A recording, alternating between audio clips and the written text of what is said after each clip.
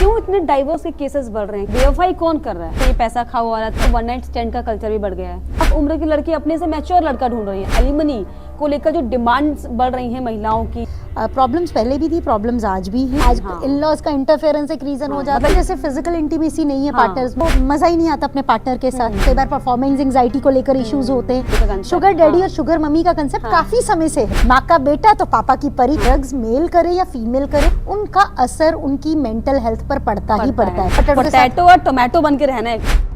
नमस्कार, स्वागत है आपका। दिल्ली 24 देख रहे हैं आप और मैं हूं आपके साथ लता। इन दिनों शादीशुदा जीवन इतना तनावपूर्ण हो गया है कि मानो हीट ऑफ मोमेंट में अभी आप जिसे सबसे ज्यादा प्यार करते हो आपका सबसे बड़ा दुश्मन बन जाता है। और इसके बानगी अक्सर हम अपने आसपास चारों तरफ देख ही रहे हैं।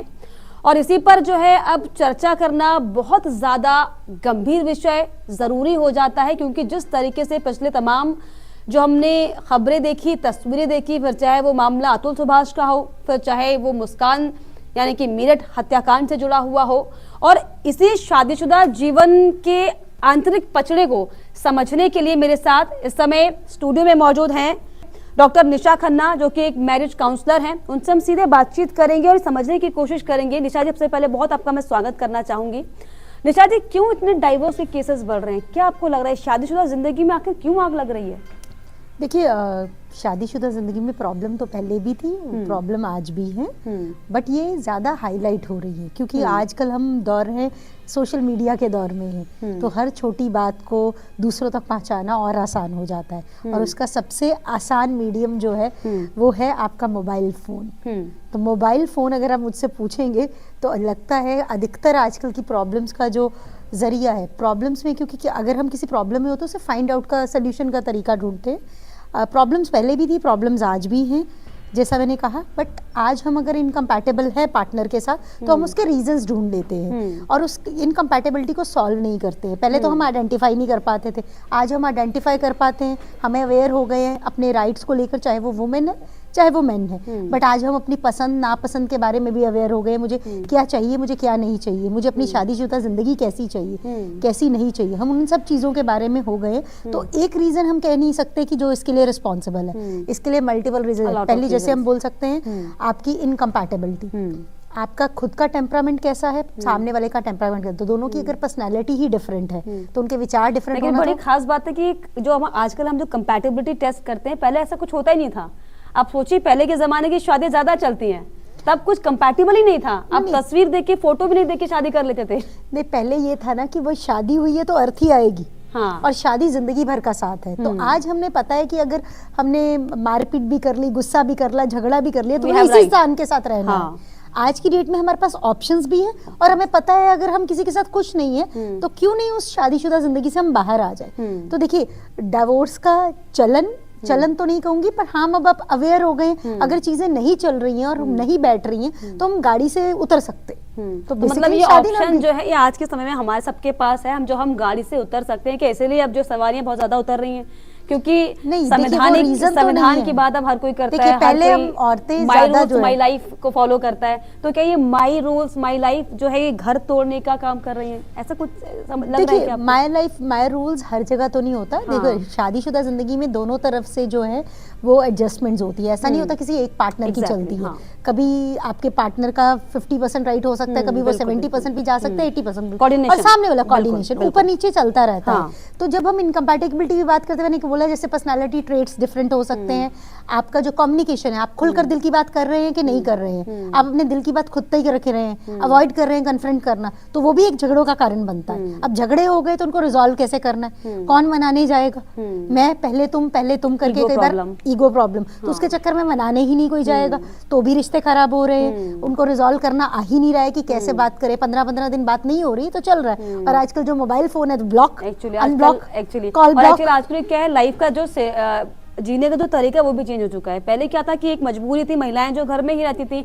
अब वी ऑल आर वर्किंग, हम वर्किंग भी हैं, हमारे पास फ्रेंड्स का सर्कल भी है। तो अगर हस्बैंड से कहीं लड़ाई हो भी जा रही है या फिर हस्बैंड की लड़ाई हो जा रही है वाइफ से, तो उसके पास सराउंडिंग्स हैं कि वो अपना जो है लाइफ एक्सप्लोर कर सकता है। कि भी जो सराउंडिंग्स हमारी हैं, जो हमारे पास बहुत सारे ऑप्शन खुल गए हैं। ये भी एक क्या वजह हम बिल्कुल, सोचें? जैसे फिजिकल इंटीमेसी नहीं है हाँ। पार्टनर्स में, अगर आप हम इस पर्टिकुलर केस की बात करें जिसमें partner he out of country रह रहा था, तब उसके पास अवेलेबल मुस्कान नहीं वाला था, केस जो था। मुस्कान वाले केस बिल्कुल, में, तो उसमें हाँ। हम ये कह सकते हैं कि फिजिकल इंटीमेसी हाँ। पार्टनर अवेलेबल नहीं है, तो आप अपने मोबाइल फोन से अपने पुराने एक्सेस के तहत कनेक्ट हो सकते हैं, Exactly. चाहे वो सोशल मीडिया के तहत हो, चाहे वो व्हाट्सएप के तहत हो या कॉल के तहत हो। तो इस वजह से भी रिश्ते खराब हो रहे हैं। फाइनेंशियल मैनेजमेंट भी एक बहुत बड़ा रीजन रहा है रिश्तों के खराब होने की वजह में।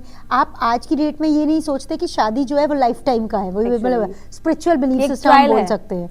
ट्रायल भी कैसे लोग ट्रायल के तौर देखिए पर हाँ, भी नहीं देखते हैं। चली तो हम वापस नहीं बाहर चली तो निकल हाँ, सकते हैं। इट्स अ option गुड आपके थिंग पास है। आल्सो, इट्स अ हाँ, बैड थिंग। हाँ। अगर आप इसको यही सोच के चल रहे हैं कि नहीं मुझे बाहर ही आना है, देखिए रिश्तों में एडजस्टमेंट, हाँ। पार्टनरशिप भी चाहिए, कंपेनियनशिप भी चाहिए। बिल्कुल। अगर पार्टनरशिप है या तो आपके बहुत वैलिड रीजन हो। कई बार क्या होता है आजकल हम अवेयर है, इमोशनल अनअवेलेबल है मेरा पार्टनर, तो शायद मैं शादी से बाहर आ जाऊं। Exactly. अगर मेरी फिजिकल इंटीमेसी की नीड्स पूरी नहीं हो रही, मैं शादी से बाहर आ जाऊं। बिल्कुल। अगर मेरी इन-लॉज के साथ नहीं बन रही है तो मैं शादी से बाहर आ जाऊं। तो हम ट्राई शायद उतने लेवल पर नहीं करते, और अगर करते भी हैं तो हम फैमिली फ्रेंड्स के मेरे ख्याल से बहुत कम लोग हैं जो थेरेपिस्ट के पास, मैरिज काउंसलर्स के पास जाते हैं, साइकोलॉजिस्ट के पास जाते हैं और अपने मुद्दों पर बात करते हैं। और दूसरा, हम मेंटल हेल्थ इश्यूज के बारे में तो कंसर्न ही नहीं है। अगर डिप्रेशन है, एंग्जाइटी है, कोई बायपोलर है, बॉर्डर लाइन है, लेक्सीथाइमिया है, एंटी सोशल पर्सनालिटी, डिफरेंट तरह के पर्सनालिटी, डिप्रेशन, एंग्जाइटी, हम उसके बारे में अवेयर नहीं है। अगर अवेयर भी हैं तो हम थेरेपिस्ट के पास जाना नहीं चाहते, साइकेट्रिस्ट के पास जाना नहीं चाहते, क्योंकि स्टिग्मा है।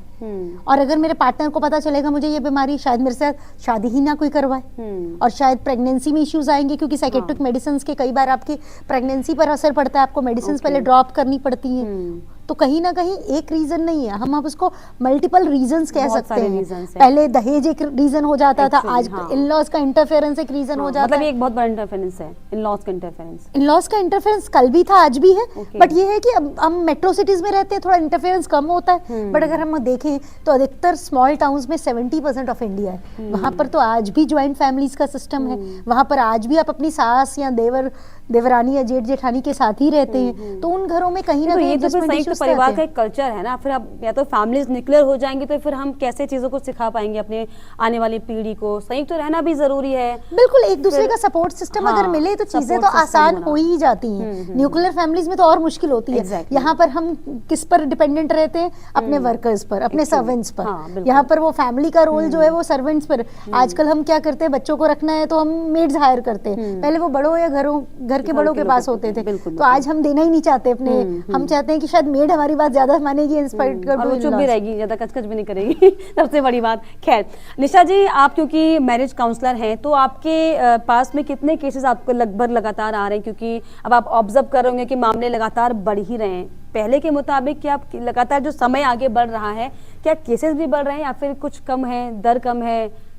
देखिए, मुझे लगता है कि मैरिज काउंसलर के पास जाना और अपनी शादीशुदा जिंदगी की बात करना, ये अपने आप में बहुत करेज का काम है, जो हर कोई नहीं कर पाता। और मोस्टली दो कपल अगर एक हस्बैंड और वाइफ है, वो ये सोचते हैं हम दोनों के बीच की प्रॉब्लम है, मैं किसी थर्ड पार्टी के पास क्यों जाऊं, जबकि ऐसा नहीं है। और जब आप प्रोफेशनल काउंसलर के पास जाते हैं, उनकी टेक्निक्स होती हैं, उनके डिफरेंट तरीके होते हैं आपकी चीजों को एड्रेस करने के। जो बात आप एक दोस्त से करते हैं, फैमिली मेंबर से करते हैं, और जब आप एक प्रोफेशनल से करते हैं, चाहे आपको स्ट्रेस है, एंग्जाइटी है, डिप्रेशन है, वो आपको रिसर्च से रिलेटेड टेक्निक्स बताते हैं, जिसको करने से वो शायद कोई आपको दोस्त नहीं बताएगा, वो आपका कोई फैमिली मेंबर नहीं बताएगा, वो एक प्रोफेशनल बताएगा आपको पार्टनर के साथ कितना टाइम स्पेंड करना चाहिए, आपको क्या करना चाहिए और क्या नहीं करना चाहिए। हम सब लोग, क्या ये पॉसिबल है एक रिश्ते में जैसे, हालांकि काउंसलर का काम बहुत बड़ा रोल ये होता है, एक रिश्ते में ये पॉसिबल है कि पति पत्नी अगर किसी चीज से परेशान है, काउंसलर क्या उन्हें हेल्प कर सकता है, या फिर वाकई ये टेक्निकलिटी है कि कोई तीसरा बताए कि आपको कैसे जीना है, तो उसके दिमाग में तो असर करता है?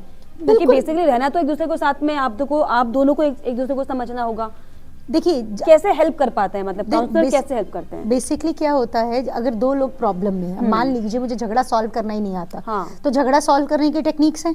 मैं शायद क्रिटिसाइज ना करूं, मैं शायद अपने पार्टनर को रिस्पेक्ट करूं, अप्रिशिएट करूं। ये तो सबको पता है, बट नोबडी कैन डू। नहीं, नोबडी कैन डू नहीं। जब आपकी विलिंगनेस होती है, हमारी विलिंगनेस है गाड़ी सीखने की, तो हम गाड़ी सीखते हैं। हमारी विलिंगनेस है कंप्यूटर सीखने की, मोबाइल सीखने की, तो हम सीखते हैं। तो जब हमारी जरूरत बन जाता है कि ये शादी मुझे चलानी है, तो दोनों अपने आप में एडजस्टमेंट करते हैं। इनकम्पैटिबिलिटी का मतलब ये नहीं कि शादी नहीं चलेगी।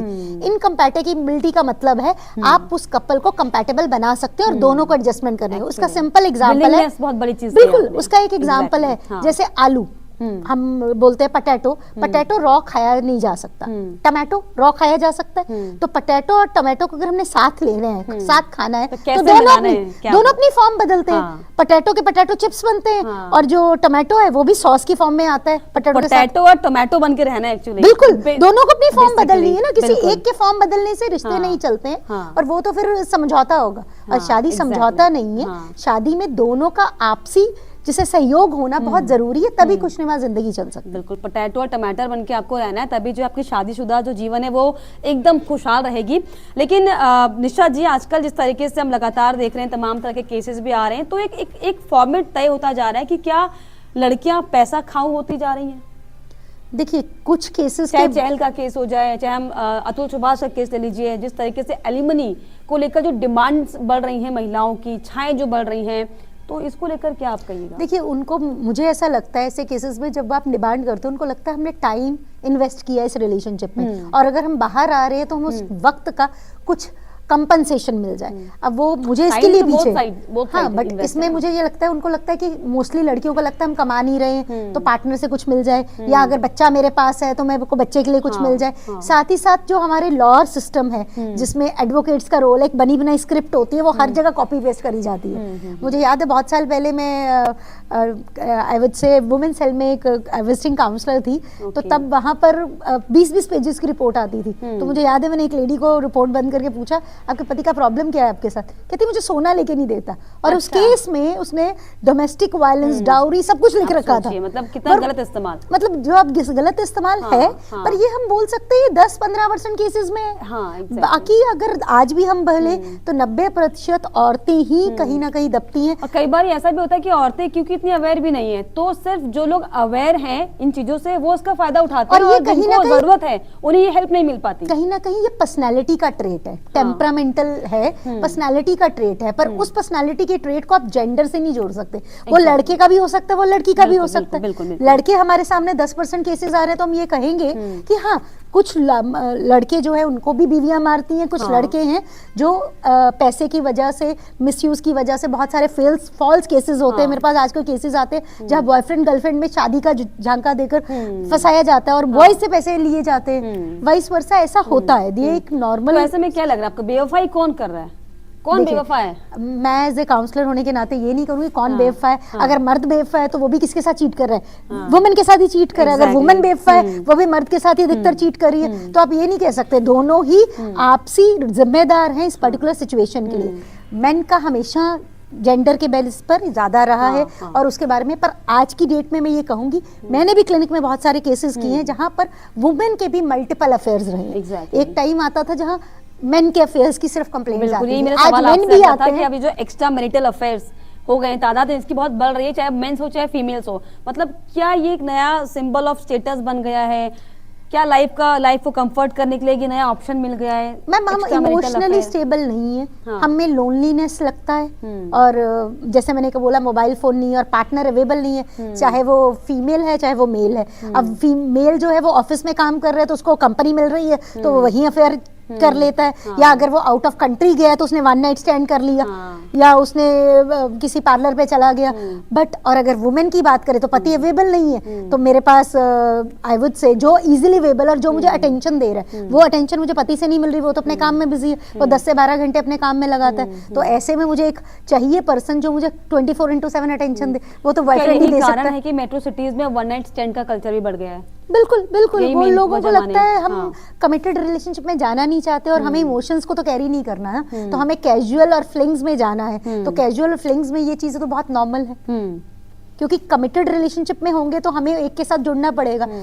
आई रिमेम्बर इवन अभी भी ऐसा होता है कि क्लिनिक में कोई डबल डेटिंग कर रहा है तो वो आके यही बोलेगा कि भाई मेन तो होते ही ऐसे पॉलीगेमी है, ये तो ह्यूमन नेचर है। अगर वुमेन आएगी तो वो बोलेगी ये तो ह्यूमन नेचर है। लेकिन ह्यूमन नेचर एक्चुअली क्या होता है, मेल का तो रहता है लेकिन फीमेल का कोई एक्सेप्ट नहीं कर पाता है।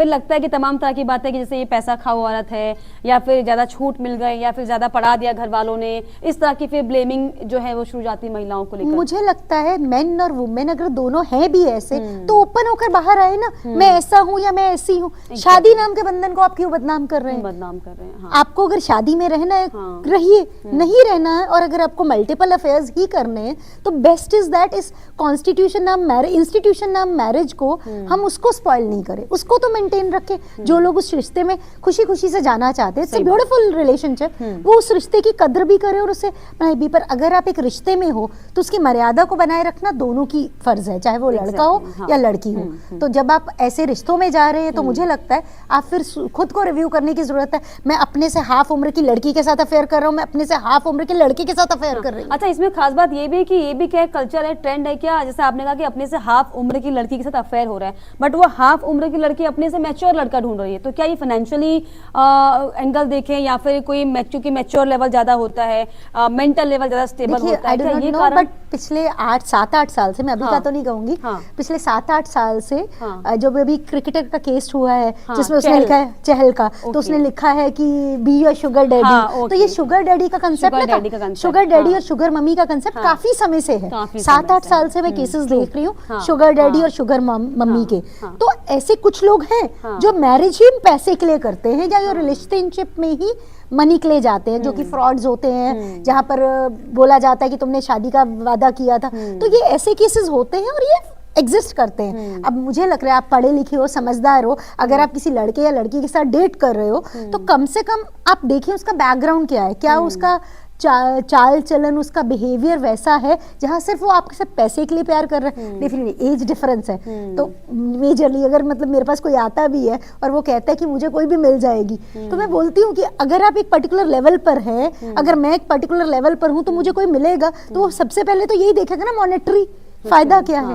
तो आपसे कौन प्यार करता है वो ढूंढना। मतलब पहले आप सोचे कि शादियां ऐसी होती थी कि मतलब इंसान के दिमाग में एक सोचते कि एक जीवन साथी मिल रहा है 7 जन्मों के लिए। अब आप सोचिए कि इंसान आज की डेट में एक जन्म तक नहीं झेल पा रहा है। तो ये जो कल्चर चेंज हो गया है, तमाम चीजें बढ़ रही हैं, हम आगे भी बढ़ रहे हैं, लेकिन हम कुछ चीजों को पीछे भी छोड़ते हुए आ रहे हैं। ऐसे में क्योंकि अब जो है लाइफस्टाइल चेंज हो चुका है हम सभी का, चाहे बॉयज हो चाहे गर्ल्स हो, सभी हर उम्र के लोग जो है वो जीना पसंद करते हैं, वो जीते हैं लाइफ को।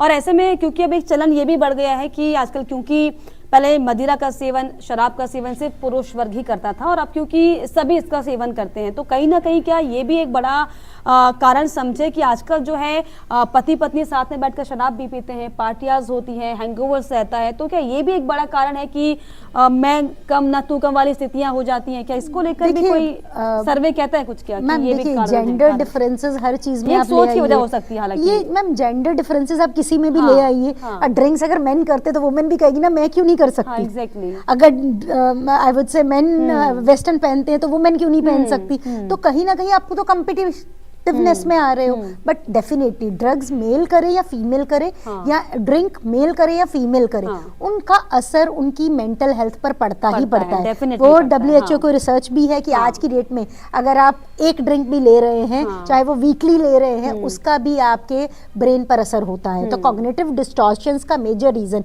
जो इस पर्टिकुलर मुस्कान के केस में हम बोल सकते हैं वो ड्रग्स और अल्कोहल है, जिसमें अगर आपका टेम्परामेंट अग्रेसिव है और आप बहुत ज़्यादा परेशान हो अपने पार्टनर से, अपनी लाइफ से बहुत ज़्यादा अनहैप्पी हो, तो ऐसी चीज़ें आपके उस टेम्परामेंट को, आपके उस नेचर को 100 गुना आगे बढ़ा देती हैं। तो जिसमें आपके मन में अपने पार्टनर को, और अगर आपके वो मेंटल हेल्थ इश्यूज हैं, हालांकि सही गलत तो नहीं कह सकते, बट ये क्योंकि इफेक्ट होता है, अगर चाहे वो ड्रग मैन ले रहा है चाहे फीमेल ले रही है, चाहे वो वुमेन ले रही है, बट वो इफेक्टिव होता है, उसका भी कारण हो सकता है। तमाम कारण है। इसके अलावा क्या सेक्सुअल लाइफ को लेकर आजकल सेटिस्फेक्शन लोगों को नहीं मिल पा रहा है, इसको लेकर भी तमाम तरह के केसेस आ रहे हैं कि आप सोचिए कि लोग शादी तोड़ देते हैं, क्या ऐसे केसेस भी आपके पास आते हैं? हाँ, लैक ऑफ फिजिकल इंटीमेसी बहुत कॉमन प्रॉब्लम है। कई बार किसी की सेक्सुअल नीड्स ही बहुत कम होती हैं, किसी एक पार्टनर की सेक्सुअल अर्जीज बहुत ज्यादा होती हैं। साथ ही साथ नॉट ओनली दिस कि कई बार एक पार्टनर जो है उसको मजा ही नहीं आता अपने पार्टनर के साथ, क्योंकि कंपैटिबिलिटी इश्यूज होते हैं। वो कहते हैं मैं इमोशनली कनेक्ट नहीं हूँ तो रिलेशनशिप ही क्यों बनाऊं। ये भी एक रीजन होता है, सिर्फ ये नहीं है। कई बार फिजिकल इश्यूज भी होते हैं, कई बार परफॉर्मेंस एंजाइटी को लेकर इश्यूज होते हैं। तो ऐसे केसेस में डेफिनेटली हमारे पास आते हैं, और कईयों की शादीशुदा जिंदगी भी चेंज हो जाती है। कुछ लोग अपने आप पर काम करते हैं और रिलेशनशिप भी सुधरते हैं, and then they have a wonderful, there I would say उनकी जनरेशन भी आगे बढ़ती है। बट अगर आप काम करना चाहते हैं तब है वो विलिंगनेस है, विलिंगनेस है। और कई लोग अगर पार्टनर अपनी इनकम्पैटिबिलिटी की वजह से उस पार्टनर को पसंद नहीं करता, और कहीं ना कहीं वो फिजिकल बॉडी के तहत से ये दिखाता है। कई बार I am sorry to say but sometimes जो मेन का मोस्टली कंप्लेंट होता है, either the women don't are positively active in the making relationship, either they want all the initiatives being taken by the men, vice versa women को भी लगता है कि मेरी सेक्सुअल अर्जी ज्यादा है, मेरा पार्टनर मुझे सेटिस्फाई नहीं कर पा रहा, या मेरी सेक्सुअल नीड्स पूरी नहीं हो रही है, मुझे ऑर्गेज्म ही नहीं हो रहा। तो ये सारी प्रॉब्लम्स फिजिकल इंटीमेसी को लेकर कपल्स में आती हैं। तो इनकी मेन वजह क्या है? ये जो स्ट्रेस है या फिर सराउंडिंग्स है, क्या ये इससे कुछ रिलेट? स्ट्रेस भी है, सराउंडिंग्स भी है। अब आपकी नीड्स हैं तो नीड्स हैं, अब आप उन नीड्स को किन तरीके से पूरा करते हैं। रही बात सिर्फ नीड्स को वो लेवल पर पूरा करने में, आपकी एनर्जी को कई जगहों पे चैनलाइज करते हैं। फिजिकल इंटीमेसी एक एस्पेक्ट है, उस पर बेस भी है रिलेशनशिप, बट वो सब कुछ तो नहीं है रिलेशनशिप का। बट अगेन फिजिकल इंटीमेसी में अगर कोई पार्टनर बना ही नहीं पाता रिलेशनशिप, तो पहले दौर में औरतें सालों गुजार देती थी, अब वो करती हैं, अब वो इनिशिएटिव लेती हैं रिलेशनशिप से बाहर आने का। वाइस वर्सा वो आजकल आईवीएफ का सिस्टम भी हो गया है, आप सैरोगेसी कर सकते हो।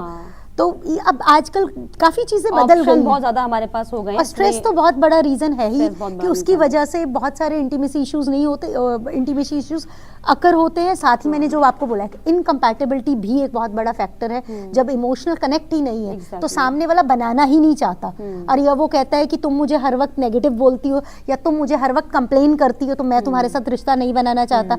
वाइस वर्सा वुमेन भी कहती है कि तुम मुझे रिस्पेक्ट से बात नहीं करते, I do not want to be with. पहले ये रिस्पेक्ट वाला फॉर्मेट शायद वुमेन्स में नहीं था, ऐसा समझ सकते हैं। ये सेल्फ अवेयरनेस की बात है, सेल्फ अवेयरनेस की बात होते हो तब आपको ये पता होता है कि आप भी एक बहुत सम्मानजनक चीज है।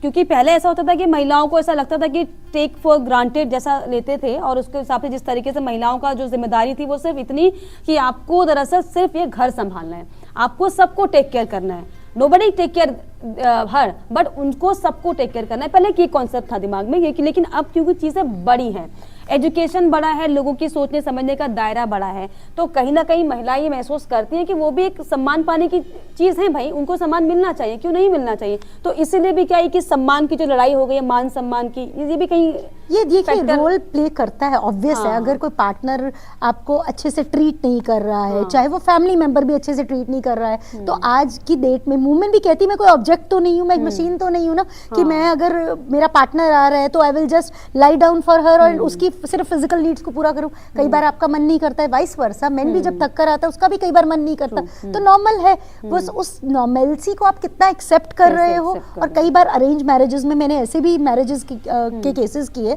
जहां 6-6 महीने रिलेशनशिप बनाने में बन लग जाते थे।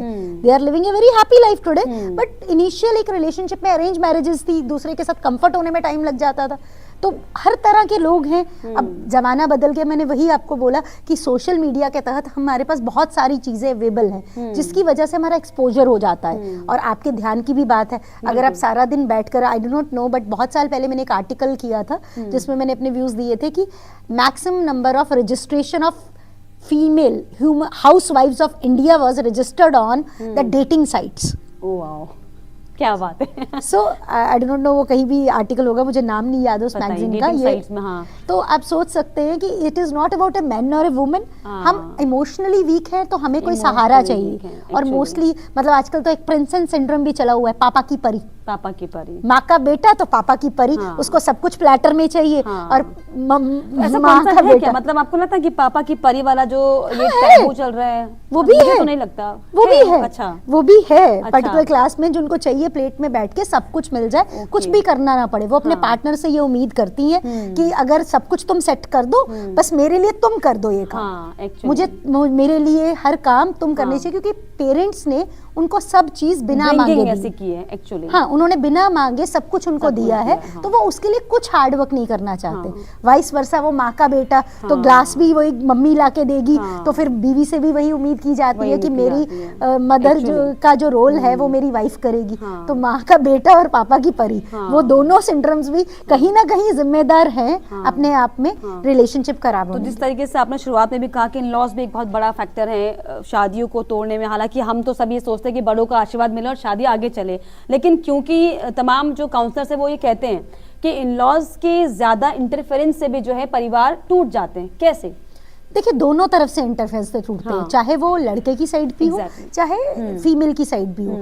अगर हम लेडी की साइड की बात करेंगे तो वो हर बात के लिए लड़की का अपने पेरेंट्स पर कॉल करना, अपनी मदर को हर चीज बताना, हम कहाँ घूमने गए थे, हाँ। हम कहाँ जा रहे हैं, अभी हमने ये किया। मुझे लगता है, और वही सेम बात अगर बेटा भी हर चीज अपने माँ बाप से शेयर कर रहा है, अपनी बेडरूम लाइफ को बेटियां भी करती हैं और कई बेटे भी करते हैं, तो आप जब बाउंड्रीज नहीं बनाते हैं रिश्तों में, वहां प्रॉब्लम आता है। अगर आपने अपने रिश्तों में बाउंड्रीज बना दी कि कुछ चीजें पति पत्नी के रिश्ते की हैं, वो आप अपने माँ बाप को नहीं बता सकते, और कुछ चीजों में आपको एज ए यूनिट ट्रीट होना है आउटर वर्ल्ड के लिए। वो कोई भी इंसान हो, चाहे आपके दोस्त हो, चाहे वो आपके माँ बाप हो, चाहे वो आपके भाई बहन हो, चाहे वो पूरी दुनिया हो। और कई बार मैंने जो बोला रिस्पेक्ट का, अब कई बार क्या होता है कि पेट्रियार्की का सिस्टम है हमारे इंडिया में। मैं नहीं है, उसकी फैमिली बोलती है कि भाई लड़की वालों ने हमें दामाद का ट्रीटमेंट नहीं दिया। हाँ। तो वो भी एक एक्सपेक्टेशंस होती ये है, एक बहुत या अब बड़ा- लड़कियां भी कहती हैं, हाँ। देखो मैं तो तुम्हारे माँ बाप की करती हूँ, तुम मेरी माँ को कितना कॉल करते हो, तुम मेरे Actually, पापा को this is कितना कॉल common। करते ये हो। जो न्यू ट्रेंड है, क्योंकि पहले तो क्या है, वाइफ्स इतनी पढ़ी लिखी होती नहीं थी, लेकिन अब क्योंकि सभी पढ़े लिखे हैं, सभी के पास अपने राइट्स हैं, अपने लाइफस्टाइल जीने का तरीका है और अपने बातों को रखने की समझ भी है। तो क्या यही वजह भी एक है, क्योंकि हम अक्सर देखते हैं अपने सराउंडिंग्स में आसपास क्या कंप्लेंट से रहती है कि दामाद को तो बड़ा राजा वाला ट्रीट मिलता है, बहू मतलब नौकरानी। तो ये वाला भी क्या चीजें क्लैश हो जाती हैं क्या, कि मुझे भी वाला ट्रीटमेंट चाहिए, या फिर दामाद को भी उतना ही करना चाहिए जितना बहू अपने घर में कर रही है? एक ये भी चीज देखिए, एक छोटे लेवल पर। हाँ, बट बेसिकली देखिए, क्योंकि क्या है, लड़की छोड़ के लड़के के घर में जाती है, हाँ। तो एडजस्टमेंट और वो फैमिली की एक्सपेक्टेशंस उनसे ज्यादा हो जाती ज्यादा है। हो जाती है। अब वो भी ये कहते हैं कि तुम उधर पीछे की चीजों को छोड़ोगी तभी हमारे परिवार की चीजों को अपना पाओगी, और जो एक्सपेक्टेशंस होती है वो कहीं ना कहीं फीमेल से ज्यादा होती है। ज्यादा होती अब वुमेन क्या कहती है कि अगर मैं तुम्हारे लिए इतना करती हूँ, तुम मेरे लिए इतना तो कर हाँ, सकते हो। true। तो आप कितना करते हैं? कई बार कई मेल हैं वो बहुत ज्यादा आउट ऑफ द बाउंड्री जाके करते हैं, और कुछ बिल्कुल ही नहीं करते हैं। तो एक सामंजस्य बना के रखना दोनों परिवारों के साथ जरूरी है। पर पेरेंट्स का रोल आपकी लाइफ में बहुत कम होता है। आपकी मैरिड लाइफ में या आपकी पूरी लाइफ में भी उन्हें माँ बाप सिर्फ का एक रोल- आशीर्वाद तक ही रखना चाहिए, क्योंकि अगर अब वो आपको बताएं कि क्या खाना है, क्या पीना है, क्या पहनना है, क्या उठना बैठना, तो मुझे लगता है कि ये बहुत दिक्कत क्रिएट कर सकता है। अब कई बार क्या होता है, चाहे वो फीमेल है या मेल्स है, वो खुलकर दिल की बात बोलते नहीं है। हाँ। कुछ, क्योंकि देखिए, कुछ जो- मेल्स नहीं बोलते हैं, कुछ हाँ। मेल्स नहीं बोलते हैं, कुछ मेल्स बोल पाते हैं। कईयों को फर्क नहीं पड़ता कि हाँ। बीवी क्या खाना बना रही है, हाँ। पर माँ बाप सोचते हैं हाय मेरे बेटे को खाना नहीं मिल अच्छा रहा, खिलाए, रोटी खिलाए, रोटी ये खिलाए। exactly। तो वो भी एक है हाँ। जहाँ बेटे को प्रॉब्लम नहीं है पर माँ बाप को माँ बाप को प्रॉब्लम problems है। है। और वाइस वर्सा वुमेन के हाँ। केसेस में भी होता है। वो वुमेन चाहे लड़की घर पे एडजस्ट अच्छे से कर रही, अच्छा तेरी सास ने ऐसा किया, तेरे मतलब कहीं ना कहीं वो, मुझे लगता है वो फीमेल साइड हो मेल साइड हो, कहीं ना कहीं पेरेंट्स को बैक स्टेप लेकर दोनों की पति पत्नी की बनने देनी चाहिए। जब लगे कि इश्यूज ज्यादा हो रहे हैं, आई वुड से, मैं हमेशा कहती हूँ कि न्यूट्रल पार्टी के पास जाइए, मैरिज काउंसलर्स के पास जाइए, उन्हें अप्रोच करिए। इवन मैं हमेशा रिकमेंड करती हूँ प्री मैरिटल काउंसलिंग करिए। शादी होने से पहले कैसे कैसे बोलते हैं ना, क्या रियलिस्टिक डिमांड्स है, अनरियलिस्टिक डिमांड्स है, Exactly। ये बहुत जरूरी है, पहले ही जान लेना। बिल्कुल। हाँ। मतलब लड़कों की, मैं कल परसों किसी क्लाइंट से बात क्योंकि कर रही थी, वो बोल रहा था हाँ। बॉलीवुड की हीरोइन, मेरे तो सारे सपने थे मेरी बीवी जो है वो काजोल की तरह साड़ी पहन के है और वो हम उस तरह घूमे फिरे। हाँ। तो लड़की की भी और वही चांद होती है। तारे तोड़ के ले आऊंगा, अब शादी के बाद सोचेगा आटा नहीं, अब आटा नहीं, रोटी नहीं मिल पाते हैं। हाँ, सो ये ही सोच सेड रही इट कि मैंने खाना बनाना शादी के हाँ। बाद सीखा है। हाँ। तो चेंजेस दोनों में होने की हाँ। जरूरत है। वो खाना बनाना को भी आजकल मुद्दा हो गया है हाँ। कि खाना लड़की बनाएगी कि लड़का बनाएगा। हाँ, क्योंकि मैं भी कमा रही हूँ, आप भी कमा रहे हो। हाँ, तो दोनों बट इट इज कमा अ रहे हैं। Basic skill set. Basic वो skill. This This is is not life a gender skills. Related. Exactly. अगर पानी की प्यास आपको लगी है और अगर मेरे पति को लगी है, तो वो दोनों के लिए पानी का ग्लास एक दूसरे को देना नॉर्मल है। Exactly. मैं पति हूँ तो नहीं दूंगा, वो गलत है। और खाना मैं नहीं बनाऊंगी, मैं तो बनाना नहीं चाहती, मुझे आता नहीं, वो स्किल सेट है। लड़की को भी आना चाहिए, लड़के को भी लाइफ आना स्किल है, life skill, not a wife skill, not a wife skill. और ये भी अगर आज की वुमेन बोलती मुझे खाना बनाना पसंद नहीं है, ये स्किल सेट है, ये बेसिक स्किल सेट हर वुमेन को भी आना चाहिए, मेन को भी। इसको हम जेंडर से ना कोरिलेट करें तो ज्यादा अच्छा है। चीजें क्या है, जेंडर से हम कोरिलेट करते हैं कि नहीं तो आप ही का काम, मैं ये करूंगा, नहीं, नॉट एट ऑल, ये तो तुम्हारा काम है। तो बचपन में लड़कियों को बोला भी जाता है, सोसाइटी सोसाइटी और- की जो नीड्स हैं वो इस तरह की हैं कि महिलाएं ही काम करें, पुरुष ना करें, और महिलाएं अगर काम करने बाहर भी जाती है तो बाहर से आके भी घर में काम करें। पर आपको मैं बता दूं 80% आज की महिलाएं खाना बनाना ही नहीं चाहती। मैं जानती हूँ लेकिन सो मैं आपको बता रही हूँ, तो खाना बनाना इसलिए नहीं खाना बनाना है आपने कि आप फीमेल हो, हाँ आपने खाना इसलिए बनाना है क्योंकि ये बेसिक स्किल सेट Basic आपको आना skill, चाहिए। true. वो उसको हम जेंडर से ना कोरिलेट करके थोड़ा सा मुझे लग रहा है हम फेमिनिज्म को ना गलत राह पे लेके जा रहे हैं। Exactly equality, I am a person who believe in equality, but मैं आज भी मानती हूँ physically I am different from a male, biologically I am different from a male. I can't compare on biology और physiological aspects from a male, but I am not lesser than any man from emotional aspects, intelligent aspects. So वहां पर gender में differences नहीं है। तो basic difference जहां औरत बोलती है हम मर्द से कम नहीं है, मैं औरत हूँ, मुझे औरत होने पर कोई डाउट नहीं है और कोई प्रॉब्लम नहीं है, बट हाँ शायद 15 साल पहले मुझसे पूछते कि क्या मुझे फीमेल होने पर प्राउड है, नो, बट आज शायद मुझे अपने फीमेल होने पर बिल्कुल प्राउड है। ये समय बदला है, हाँ समय बदला है। आप खुद उस पे चेंजेस चाहते हो और करते भी हो अपने आप में, और आपकी सोच भी बदलती है। और मुझे लगता है जहां हम जा रहे हैं वहाँ थोड़ी सोच बदलने की जरूरत है। लड़कियां भी लड़कों से कम नहीं है, बट लड़कों के अपने रोल है, लड़कियों के अपने। कोयल गाती है सुर में और कौवा काय काय करते, तो डिफरेंसेस दोनों हैं। की कंपैटिबिलिटी बहुत जरूरी है। कोयल भी कू करे और कौवा भी काऊ काऊ करे, ये जरूरी है। आखिर में क्या आप कहना चाहेंगी, क्योंकि जो इस समय वही मैरिटल स्टेटस पर ही हम बातचीत कर रहे हैं, क्या आप राय देना चाहेंगे एज एन सोसाइटी को भी और एक लव कपल को भी, चाहे वो मैरिज करे हो या फिर नॉन मैरिज हो, क्या आप एक राय देना चाहेंगे अपनी? देखिए मैं ये बोलूंगी डिफरेंसेस हर कपल में आते हैं। अगर आप रिश्तों को निभाना चाहते हैं तो दोनों उसमें मेहनत करें। किसी एक पर्सन के एडजस्टमेंट करने से रिश्ते जो है वो अच्छे मजबूत नहीं बनते हैं। दोनों तरफ से एडजस्टमेंट होनी जरूरी है और खुलकर अपने दिल की बात को दोनों ही बोले, और दोनों ही ऊपर नीचे रिश्ते में आता रहता है। ये नहीं कि सिर्फ एक पर्सन का रोल है माफी मांगना, दूसरे का नहीं। दोनों माफी मांग सकते हैं, उसमें मैं और तुम नहीं आना चाहिए, उसमें एक फीलिंग आनी चाहिए हम की, हम वाली फीलिंग। तो शादी हम है, मैं और तुम नहीं है। बिल्कुल, तो शादी हम हैं, मैं और तुम नहीं है। डॉक्टर निशा ने बहुत ही बेहतरीन तरीके से बताया कि कैसे टमाटर और आलू के पैटिबिलिटी को हमको जो है एक साथ मिलाकर रखना है, ताकि जो हमारा जीवन है, जो हमारा शादीशुदा जीवन है, वो सामंजस्य से गाड़ी पर चलता रहे। लेकिन फिलहाल आपकी क्या राय है, आपको क्या परेशानियां हैं, ताकि हम दोबारा परेशानी को पूछ पाए, हमें कमेंट बॉक्स में जरूर लिखिएगा। इसके अलावा हमारे चैनल को लाइक शेयर एंड सब्सक्राइब करना भी ना भूलें।